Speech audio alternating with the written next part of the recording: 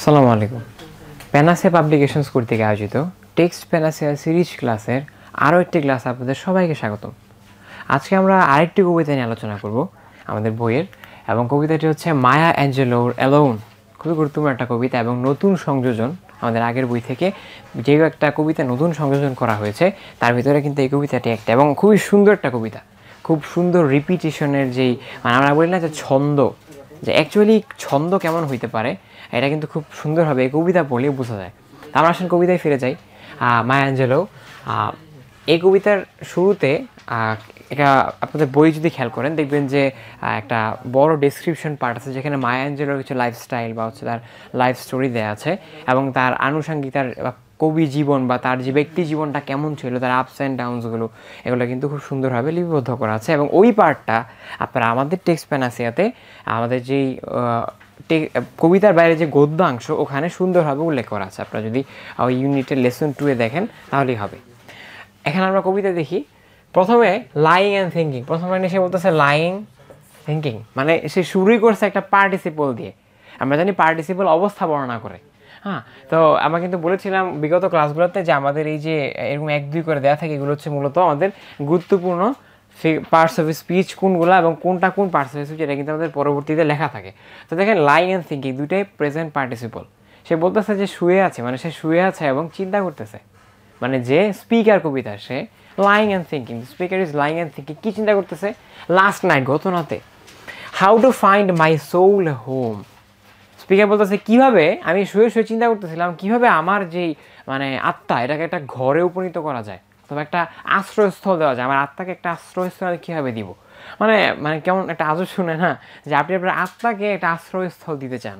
সে বলতেছে যে how to find my soul a home. এটা কিন্তু প্যারাডক্সিক্যাল, তাই না? মানে কথাটা শুনলে প্রথমত মনে হয় যে কাইন্ড অফ মানে ইলজিক্যাল, অ্যাবসার্ড, মানে এটা কীভাবে হয়? মানুষ তার আশ্রয় খুঁজে, বাট তার যে আত্মা এটা কীভাবে আশ্রয় খুঁজবে? আমাদের যদি আপনি ফিগার্স অফ স্পিচের পার্টে আসেন তাহলে কিন্তু দেখবেন এখানে সুন্দর মতো উল্লেখ করা আছে। দেখেন যে প্যারাডক্স দিয়ে how to find my soul a home, একটা প্যারাডক্সের যে পার্টটা এটাতে উল্লেখ করা আছে। তো আমরা কবিতায় যাই। বলতেছে যে আমি আমার যেই সোল এটাকে কীভাবে একটা ঘর দিব। এখন দেখেন এটা যদি একটু ব্যাখ্যা করি, আমি ব্যাখ্যাটা হচ্ছে এরকম, আমাদের বইতে আরও বড় ব্যাখ্যা উল্লেখ করা আছে, কিন্তু আমি একটু শর্ট করে যদি ব্যাখ্যা দিই যে আপনি জাস্ট একটা ঘরে থাকতেছেন, তারপরে দেখবেন যে আপনার কাছে একটা অপূর্ণতা, মানে আপনার ঘরের একটা অপূর্ণতা, এই যে অপূর্ণতার ফিলিংটা কিন্তু কাইন্ড অফ অ্যাবস্ট্রাক্ট, এটা কিন্তু কনক্রিট না। আপনি স্টিল আপনার ঘরেই আছেন, বাট আপনার মন শান্তি না, আপনার এই ঘরে আপনার মনটা শান্তি পায় না। এই যে আপনার সোলটা কিন্তু এখন একটা ঘর খুঁজে পায় নাই। এটা একটা ব্যাখ্যা বা একটা অ্যাসপেক্ট থেকে আমি বললাম, এবং এটার মাল্টিপল ব্যাখ্যা আমাদের বইয়ে পরবর্তীতে অ্যাড করা আছে। তো দেখেন তারপরে দেখি আমরা war water is not thirsty. আরও স্ট্রাইকিং দুটো লাইন, এই দুটো লাইন খুবই স্ট্রাইকিং কবিতায়, মানে কবিতাটা শুরু হয়েছে খুব স্ট্রাইকিং কয়েকটা লাইন দিয়ে। War water is not thirsty and bread loaf is not stone. সে বলতেছে যে আমি এমন একটা ঘর চাই, আমার আত্মার জন্য আমি এমন একটা ঘর বানাইতে চাই যে ঘরটা কী হবে, war water is not thirsty, মানে পানি নিজেই তৃষ্ণার্ত না। মানে খুবই প্যারাডক্সিক্যাল একটা লাইন, মানে কাইন্ড অফ আয়রনিক, প্যারাডক্সিক্যাল। তারপর হচ্ছে পার্সোনিফাইড, কতগুলো ফিগার্স হচ্ছে একটা লাইনই চলে আসছে। পার্সোনিফিকেশন কী হবে? ওয়াটার কি কখনো থার্স্টি হতে পারে? এটা মানুষের গুণ, কিন্তু সে ওয়াটারে কিন্তু থার্স্টি বলতেছে যে হয়তো বা ওয়াটার থার্স্টি, সে এমন একটা ঘর চায় যেখানে ওয়াটার থার্স্টি থাকবে না। তারপরে আবার ধরেন একটা প্যারাডক্সিক্যাল লাইন। প্যারাডক্সিক্যাল কেন? মানে এটা কাইন্ড অফ অ্যাবসার্ড না, যে পানি কীভাবে তৃষ্ণার্ত হয়, যেটা যেটা আপনার মানুষের তৃষ্ণা মিটায়, সেটা কীভাবে তৃষ্ণার্ত হবে নিজেই। সেইটা বলতেছে যে war water is not thirsty and bread loaf is not stone. আমার যে রুটি বা হচ্ছে ব্রেডের টুকরা বা রুটির খণ্ড, এগুলো হচ্ছে স্টোন না, এগুলো পাথর না। মানে পানি হচ্ছে তৃষ্ণার্ত না, এবং খাওয়ার জন্য যে রুটি এটা পাথর না, মানে অখাদ্য না এক কথায়। মানে এটা খাবারের অবস্থায় আছে, পানির অবস্থা আছে। সে এমন একটা ঘর চায় যেখানে রুটিগুলো কী হবে না, স্টোনের মতো হবে না, পানিগুলো নিজেই তৃষ্ণার্ত হবে না। আমার তৃষ্ণা নিবারণ করতে হবে, আমার সোলের তৃষ্ণা নিবারণ করতে হবে। এখানে একটা আন্ডারলাইন টোন হচ্ছে একটা অ্যাসপেক্ট থেকে বলতে যে কবি, দ্য পয়েট ইজ মিসিং, অথবা the speaker is missing the spiritual activity বা স্পিরিচুয়াল ফুলফিলনেস। মানুষজন কিন্তু শুধুমাত্র কনক্রিটনেস বা হচ্ছে দুনিয়াতে যেই বাহ্যিকতা বা বাহ্যিক যে উন্নতি বা বাহ্যিক যে পূর্ণতা, এটাই কিন্তু মানুষের ইন্টারনাল পূর্ণতা না। আপনি যখন আপনার মনে বা আত্মিক তৃপ্তি পাইতে চান তখন কিন্তু আপনাকে অবশ্যই স্পিরিচুয়াল ফুলফিলনেস লাগবে। এবং সে কিন্তু এখানে কাইন্ড অফ এটাই ইঙ্গিত করতেছে যে আমি এমন একটা ঘর চাই যেখানে আমার স্পিরিচুয়াল যেই বিষয়গুলো, স্পিরিচুয়াল যেই অ্যাসপেক্টগুলো, এগুলো ফুলফিল থাকবে, এগুলো কমপ্লিট থাকবে, যেন আমি আমার এই ঘরটাকে ঘরের মতো ফিল করতে পারি, আমার সোলটা যেন ঘরের মতো ফিল করতে পারে। তারপরে দেখেন I came up with one thing, আমি একটা জিনিস মানে এত কিছু চিন্তা করে সে একটা জিনিস পাইছে, I came up with one thing and I do not believe I am রং। এবং সে বলতেছে আমি যেটা চিন্তা করছি এটা আমি বিশ্বাস করি এটা ভুল না, আমি যেটা চিন্তা করে বের করছি। এবং সে কী চিন্তা করছে? That no body can make it out hair alone. মানে কেউই না, এক কথায় কেউই না কি can make it out hair alone, কেউই একা একা সব কিছু করতে পারে না, কেউই একা একা ঘরে শান্তি পায় না। মানে এক কথায় আমি এত কিছু ভাবার পরে একটা জিনিসই বের করতে পারছি, এবং আমি বিশ্বাস করি এটা ভুল না যে মানুষ কখনো একা শান্তি পায় না বা একা থাকতে পারে না, সেটাই কিন্তু ইঙ্গিত করতেছে। তারপরে কবিতা, তারপরে যে পার্টগুলো আসি দেখেন, আবার সে বলতেছে alone, all alone, nobody can make it out hair alone. এই কবিতায় খুবই সুন্দর একটা রিপিটিশন, এটাকে আমরা রিপিটিশন বলি, যে একই ওয়ার্ড বা একই ফ্রেজ বারবার রিফ্রেজড হয়ে ইউজ হইতেছে, তো এটাকে বলে রিপিটিশন। বারবার একটা ব্যাপারই একটা আবার ঘুরিয়ে ফিরে আসে। সেই দেখবেন পুরো কবিতা জুড়ে alone, all alone, nobody can make it out hair alone, মানে এক কথায় মানুষ একা থাকতে পারে না, এই কথাটা অনেকবার বলে এবং খুব একটা রিদমিক হয়, খুব ছন্দের মতো শোনে, মনে হয় কবিতার একটা গান, খুব সুন্দর। তো এই কথাগুলো বারবার সে কেন বলে? মনে রাখবেন কবিতায় রিপিটিশন একটা কারণে ইউজ হয়। যদি আপনাদের কোনো প্রশ্ন আসে যে রিপিটিশন কেন ইউজ হয়, রিপিটিশন ইউজ হয় হচ্ছে যেই বিষয়টা আপনি বুঝাইতে চান এইটার উপর জোর দেওয়ার জন্য। আমি আপনাকে একটা বিষয় বুঝাইতে চাই, আমি কিন্তু এই জিনিসটাই বারবার বলবো। যেমন আমি বিগত ক্লাসেও বলেছি যে এক্সারসাইজ পার্ট অবশ্যই গুরুত্বপূর্ণ, আমি কিন্তু সেম কাজটা এই ক্লাসে বলবো এবং নেক্সট সবগুলা ক্লাসেই বলবো। কেন বলবো? কারণ এক্সারসাইজ পার্ট থেকে ম্যাক্সিমাম সময় প্রশ্ন আসার সম্ভাবনা বেশি থাকে। এবং এই যে আমি রিপিট করতেছি বারবার, এটা কিন্তু একমাত্র একটা কারণেই যে এটার গুরুত্ব বোঝানোর জন্য। এবং সেও কিন্তু সেম কাজটাই করছে, সে বারবারই nobody can make it out hair alone, হ্যাঁ, কেউ একা থাকতে পারে না, অল অ্যালোন, কেউই কিছু করতে পারে না, অল অ্যালোন, কেউ স্পিরিচুয়াল ফুলফিলমেন্টও পায় না, এক কথায় কোনো ফুলফিলমেন্টই হয় না। এটা কিন্তু সে গুরুত্বারোপ করে বারবারে, গুরুত্বের সহকারে আপনাদেরকে জানিয়ে দেয়। তা আবার সে বলতেছে alone, all alone, nobody can make it out alone, যে কেউই একা একা কোনো কিছু করতে পারে না। With money they can't use, দেয়ার আর সাম মিলিয়নার্স। লাইনটা ছিল এরকম যে দেয়ার আর সাম মিলিয়নার্স দে হু ক্যানট ইউজ দেয়ার মানি, কিন্তু সে কাইন্ড অফ বলতে পারেন যে পয়েটিক স্টাইলে বলছে যে with money they can't use, দেয়ার আর সাম মিলিয়নার্স, যে কিছু মিলিয়নার আছে যারা তাদের যে টাকা পয়সাটা কোনো ব্যবহারই করতে পারে না, কোনো কাজে ইউজ করতে পারে না। এখন দেখেন কাজে কি ইউজ করতে পারে না, মিলিয়নাররা অবশ্যই কাজে ইউজ করতে পারে। সে একটা গাড়ি কিনলো খুব ফ্যান্সি, সে অনেক বড় একটা ব্যবসা দাঁড় করলো, বাট সে স্টিল বলতেছে কি করতে পারে না, যে with money they can't use, দেয়ার আর সাম মিলিয়নার্স, তার টাকা থাকা সত্ত্বেও তারা এগুলো ইউজ করতে পারে না। এবং কেন ইউজ করতে পারে না, কি ইউজ করতে পারে না, সামনে আসলে আপনারা দেখবেন। দেয়ার wives run round like বানশিজ। Banshee হচ্ছে আইরিশ লেজেন্ডের কাইন্ড অফ বলতে পারেন যে ওই যে বনের মাঝে ভূত থাকে না, ধরেন আপনারা বন দিয়ে যান, আপনারা কাহিনী পড়ছেন এরকম যে বনে অনেক সময় ঘুমটা দেওয়া থাকে নতুন বউয়ের মতো, জিন টিন এসে আপনাদেরকে ওয়াসওয়াসা দেয় বা হচ্ছে আপনাদের ডাকে, তো পরে দেখা গেছে ওগুলো নিয়ে হচ্ছে একটা ক্ষতি করে দেয় মানুষের। এক কথায় যে স্পিরিচুয়াল পাওয়ার বা হচ্ছে সুপার ন্যাচারাল বিষয়গুলো যেগুলো আমাদেরকে খুব তটস্থ রাখে অলওয়েজ, এরকম প্রতিটা কালচারে কিন্তু এরকম থাকে। আমাদের বাঙালি কালচার আমরা পেতনি বলি, তো আইরিশ কালচার হচ্ছে বানশিজ বলে এটাকে, বানশি, যারা হচ্ছে এরকম ঘোমটা দিয়ে মানুষকে ভয় দেখায় এবং বিভিন্ন সময় ক্ষতি করে। তো বলতেছে দেয়ার ওয়াইভস, এই মিলিয়নার্সদের বউরা কি করে, রান রাউন্ড কিন্তু খুবই সুন্দর একটা এলিটারেশনের এক্সাম্পল। এলিটারেশন আপনারা পরবর্তীতে আমাদের যে ফিগার্স অফ স্পিচের পার্ট ওখানে কিন্তু এরা দেখতে পাবেন। তো দেখেন রান রাউন্ড লাইক বানশিজ, তাদের যে বউ এরা ভূতের মতো চলাফেরা করে, মানে এরা সারাদিনের ভূতের মতো ঘোরাফেরা করে, কোনো মিনিং নাই, জাস্ট হচ্ছে আউট অফ মিনিং। আচ্ছা পেত্তির কথা যদি বলি, এদের কোনো কাজ আছে মানুষের ভয় দেখানো ছাড়া? আর আলটিমেটলি কোনো কাজই নেই। কাইন্ড অফ বানশিজ হচ্ছে এরকম, এরা জাস্ট করতো কি রাস্তায় বনে দাঁড়া থাকতো, কোনো স্ট্রেঞ্জার গেলে ভয় দেখাইতে মারা হতো, এদের কোনো কাজ নেই। তবে মানে কোনো রকম অ্যাকচুয়াল ইম্পর্টেন্ট কোনো মিনিংফুল কাজ ছাড়াই তারা হচ্ছে তাদের যে ওয়াইফস, এরা দৌড়দৌড়ি করে, রান রাউন্ড লাইক বনশি, সারা দুনিয়ায় ঘুরে বেড়ায়, ওইটা লাগবে এটা লাগবে, ফ্যান্সি এটা দরকার ওটা দরকার, but actually it is not important. তারপর দেখেন the children Singh the blues, মানে দ্য ব্লু সংস মানে কি? ব্লু মানে কি? Singh the blue. ব্লু মানে হচ্ছে বিষাদ, বেদনা, বেদনার যে গান বা হচ্ছে অপূর্ণতা, অপ্রাপ্তির যে গান। তাদের যে সন্তানরা, এই সন্তানরা ম্যাক্সিমাম ক্ষেত্রেই হতাশায় থাকে, এক কথায় অপূর্ণতা নিয়ে অনেক বেশি কথা বলে। আমার কোনো মানে তারা দেখবেন একটা কথা বলে, আমাদের কী যেন নাই, এ কথাটা বলে প্রায়, খেয়াল করবেন কিনা, যে অনেকে এটা বলে যে মানে আমার কাছে মনে হয় আমি শান্তি পাই না, আমার কী যেন একটা অপূর্ণ লাগে, কী যেন একটা নাই আমার, এই যে কী যেন একটা নাই, এইটাই কিন্তু কি ফিল করায় আপনাকে? একটা হোমলেসনেস ফিল করায়, যে মানে আমি আসলে আমার শান্তি পাওয়ার মতো কোনো আশ্রয় পাইতেছি না। এবং সে কিন্তু এটাই বলতেছে যে আমি ওই আশ্রয় খুঁজে দিতে চাই আমার সোলকে।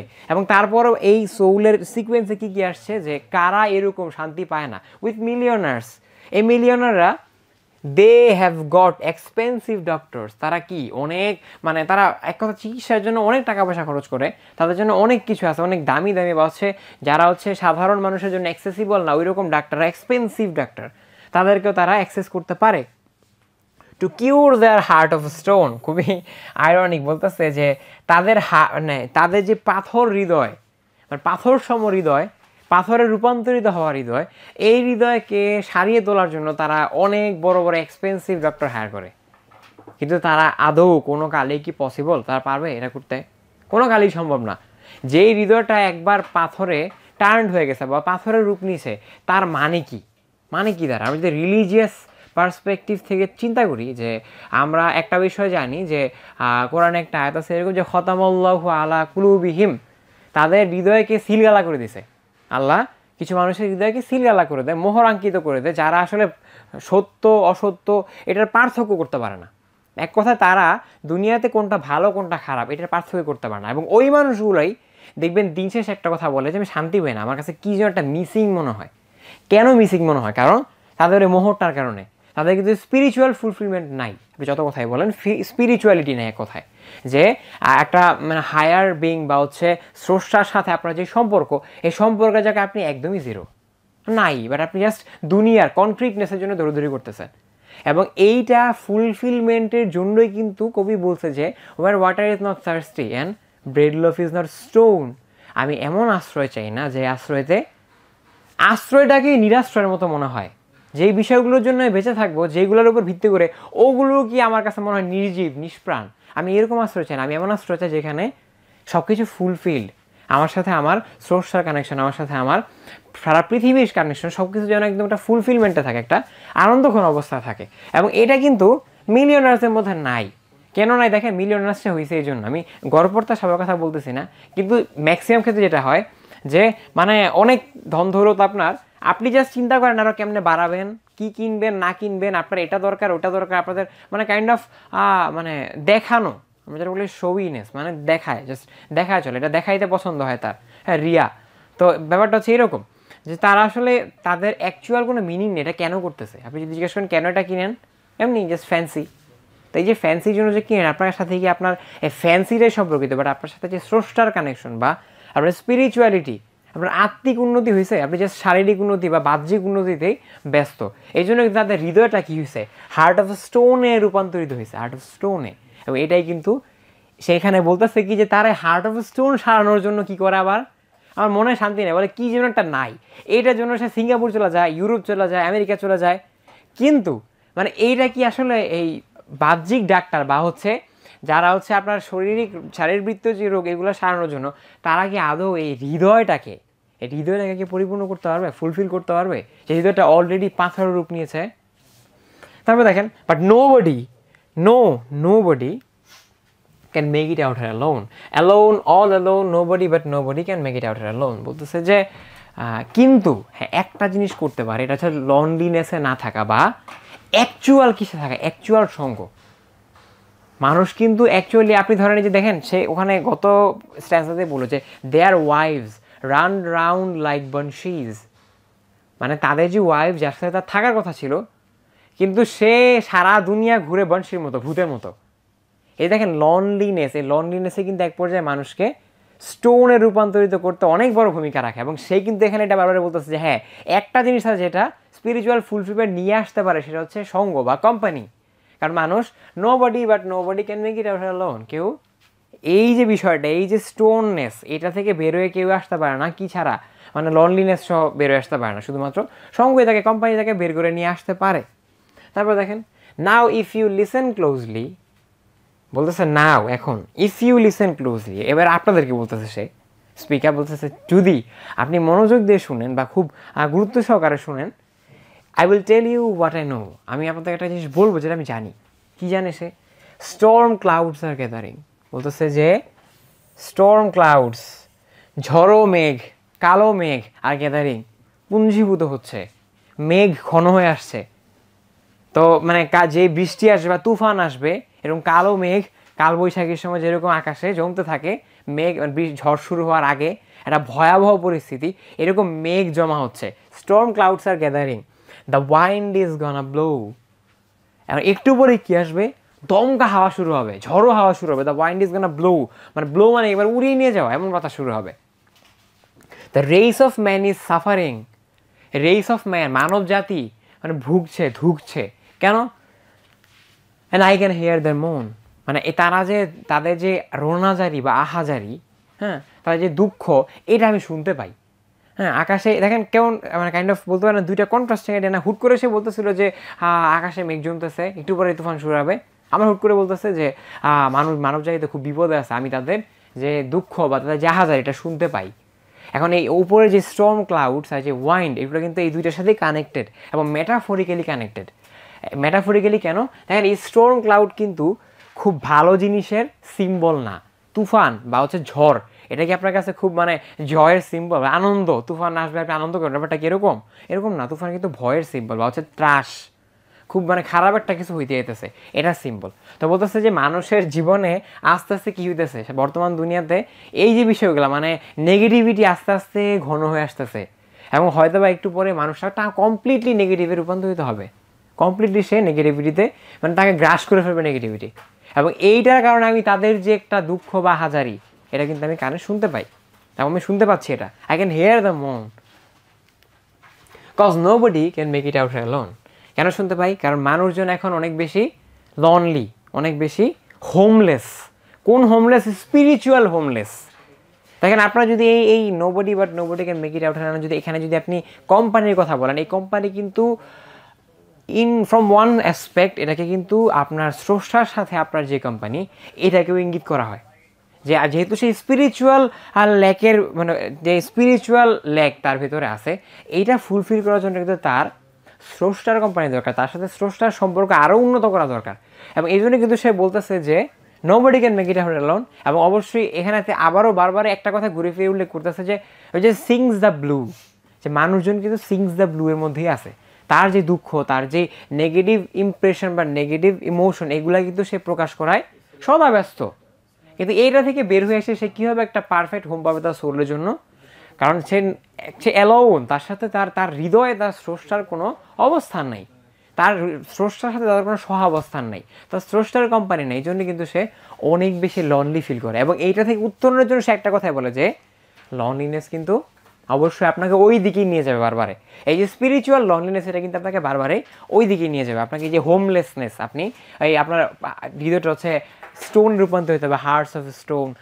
এবং হচ্ছে আপনার যে ওয়াইফ হচ্ছে এরকম বংশীর মতো দৌড় দৌড়, আপনার সাথে কোনো মিল থাকবে না। এবং আপনার যে চিলড্রেন, এটা হচ্ছে সারা জীবন হতাশার গানই গাবে। যদি এরকম আপনার ভিতরে যদি স্পিরিচুয়াল লনলিনেস থাকে। আবারও সে বলতেছে alone, all alone, nobody but nobody can make it out alone. এবং কবিতা কিন্তু মোটামুটি এখানেই শেষ হয়, যে সে একদম শেষ করছে আবার সেই তিনটা লাইন দিয়ে যে alone, all alone, nobody but nobody can make it out alone. মানুষ একা, বাট কিন্তু একা কিন্তু সে কিছু করতে পারবে না। Nobody can make it out alone. তার যে স্পিরিচুয়াল যে একটা মানে কেজ তৈরি হয়ে গেছে, সে অলরেডি যে ল্যাক অফ স্পিরিচুয়ালিটি যেটা কেজ, এই জেলখানায় বন্দি হয়ে গেছে, যেখানে সে আসলে স্পিরিচুয়ালিটি পায় না, এইটা থেকে সে বের হয়ে আসতে পারবে শুধুমাত্র লনলিনেস কাটা উঠতে পারলেই। তার স্পিরিচুয়াল লনলিনেস কাটা উঠতে পারলে কিন্তু সে nobody can make it out alone, একা না। যদি সে কোম্পানি পায়, সে স্পিরিচুয়াল কোম্পানি পায়, তাহলে কিন্তু সে অবশ্যই বের হয়ে আসতে পারবে। এবং এই কবিতায় স্পিরিচুয়াল লনলিনেসের সাথে সাথে কিন্তু এটাকে একই সাথে যদি ডিনোট করা হয়, তাহলে কিন্তু সে মানে বাহ্যিক যে লনলিনেস, এটাকেও সে সামহাও ইঙ্গিত করেছে বা করে থাকতে পারে। বাট আমরা যেটা খুব ইম্পর্টেন্টলি খেয়াল করবো সেটা হচ্ছে আপনি যদি বাহ্যিকতা বলেন বা স্পিরিচুয়াল বলেন, মানুষ কিন্তু একা চলতে পারে না, খেয়াল করেন, মানুষ কিন্তু কখনো একা চলতে পারে না। আপনি কখনো সমাজ ছাড়া চলতে পারবেন? সমাজ ছাড়া কখনোই চলা যায় না। তো আপনি মানে এমনিতেও আমরা সমাজ লাগবে, আপনি এমনিতেও একা চলতে পারবেন না। আপনি কোনো সিচুয়েশন থেকে nobody can make it out hair alone, nobody can make it out from any situation alone. মানুষ কিন্তু কোনো সিচুয়েশন থেকে একা বের হয়ে আসতে পারে না। আপনি বিপদে পড়ে আপনার বন্ধুরে কল দেন যে কী করবো, পরামর্শের জন্য। মানুষ কখনো একা কিছু করতে পারে না। এবং এটা যেমন বাহ্যিকতার ক্ষেত্রে গুরুত্বপূর্ণ, এই সেম ওয়েতে এটা কিন্তু স্পিরিচুয়ালিটি বা হচ্ছে আপনার আত্মিকতার ক্ষেত্রেও গুরুত্বপূর্ণ। আপনার আত্মার সাথে কোনো কোম্পানি আছে কিনা? আপনার আত্মা কি অ্যাকচুয়ালি একদম অ্যালোন? আপনার আত্মার সাথে, মানুষের আত্মার সাথে সম্পর্ক বিষয়ে কাজ স্রষ্টার, এইটা যদি এখানে যদি গ্যাপ থাকে, তাহলে আপনি আবার ওই রকম স্পিরিচুয়াল ল্যাক অফ কোম্পানিতে ভুগবেন।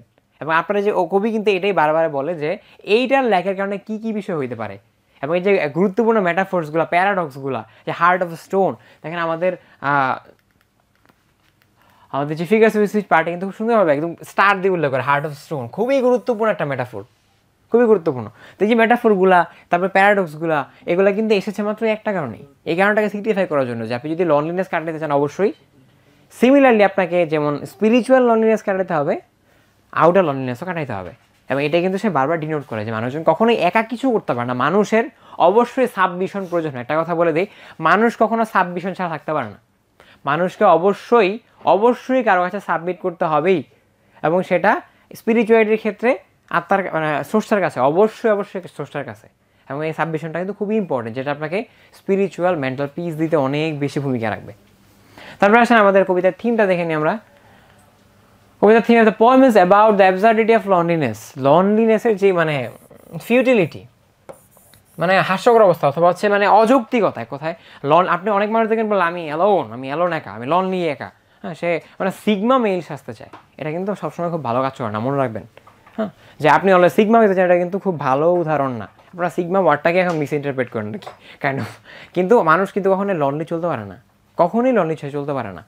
এখন এটাই কিন্তু সে বলছে অ্যাবসার্ডিটি অফ লনলিনেস, যে লনলিনেসের যে একটা মানে অসারতা, এটাই কিন্তু কবিতাটা বারবারে বলে। কেন বলে? যে রিপিট করছে, nobody can make it out hair alone. এটা বলে the materialistic world is devoid of spiritual serenity. বাহ্যিক বা হচ্ছে এই ম্যাটেরিয়াল দুনিয়া, এটা কিন্তু ডিভয়েড অফ স্পিরিচুয়াল সেরেনিটি। এই ম্যাটেরিয়াল দুনিয়ায় মানে স্পিরিচুয়াল বা হচ্ছে আধ্যাত্মিক কোনো প্রশান্তি নাই, আত্মিক কোনো প্রশান্তি নাই, শুধু খালি নিড অ্যান্ড নিড, খালি অভাব আর অভাব। কিন্তু কিসের অভাব সেটাই জানে না। সে অভাবের পিছনে ছুটতে ছুটতে কবরে পৌঁছা যায়, কিন্তু সে কিসের অভাবে ছিল সেটাই জানে না। তারপরে দেখেন, despite having profuse wealth and enough facilities one can survive physically. মিলিয়নার্সদের কি কোনো লাইফে ঘাটতি আছে বলেন, কমতি আছে? যে আপনি মানে যে ফ্যান্সি কারের স্বপ্ন দেখেন সেটাতে আরামে ঘোরাফেরা করে, সবই আছে এক কথায়। কিন্তু তারপরও সে ওয়ান ক্যান সার্ভাইভ ফিজিক্যালি, সে বাহ্যিকভাবে বেঁচে থাকলেও বাট নট স্পিরিচুয়ালি কিন্তু সে আসলে বেঁচে নাই। আমরা বলি না হৃদয়ে মরে যায়, হৃদয় স্টোনের রূপ নেয়, তার হৃদয়টা কিন্তু স্পিরিচুয়ালি মানুষের ভেতরে নাই, সে কিন্তু ঠিকই ওই হার্ট অফ স্টোনে রূপান্তরিত হয়েছে। ইফ ওয়ান ইজ অ্যালোন, কেউ যদি একা থাকে, এখন একাটা মেটাফরিক্যালি স্পিরিচুয়াল, আবার বাহ্যিক ম্যাটেরিয়াল, যেটাই হোক। Human beings must require others help and companion. Humanity needs to B United two be successful in their lives. আপনি যে কোনো বিষয়ে সাকসেসফুল হতে চান, আপনি যদি আপনার বলা যায় যে আধ্যাত্মিকতা সাকসেসফুল হতে চান, অবশ্যই আপনার লনলিনেস কাটা স্রষ্টার সাথে সম্পর্ক বানানো লাগবে। আপনি যদি দুনিয়াতে কোনো কিছু সাকসেসফুল হতে চান, অবশ্যই আপনার কী লাগবে? কোম্পানি লাগবেই। আপনি যে কোনো অ্যাসপেক্টেই আপনার কোম্পানি ছাড়া বা আপনি লনলিনেস থেকে কখনো এক কথা উত্তীর্ণ হতে পারবেন না। এবং কবি এটাই খুব গুরুত্বের সহকারে রিপিটেটিভলি বলে যায় পুরো কবিতায়।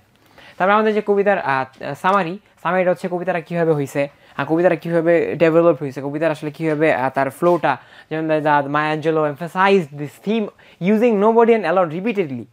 রিপিটেডলি সে থিমটা অ্যাপ্লাই করে, যে রিপিটেডলি সে অ্যালোন, নোবডি, এই ওয়ার্ডগুলো ইউজ করে করে মানুষকে হচ্ছে she is in search of spiritual or maybe physical shelter, দুইটাই। দেখেন আমি বলছিলাম না, যেখানে শুধু স্পিরিচুয়ালিটি না ফিজিক্যালিটিও আসবে, এবং আমরা মোস্ট ইম্পর্টেন্টলি স্পিরিচুয়ালিটিটাকে মাথায় রাখবো, স্পিরিচুয়ালিটিটাকে।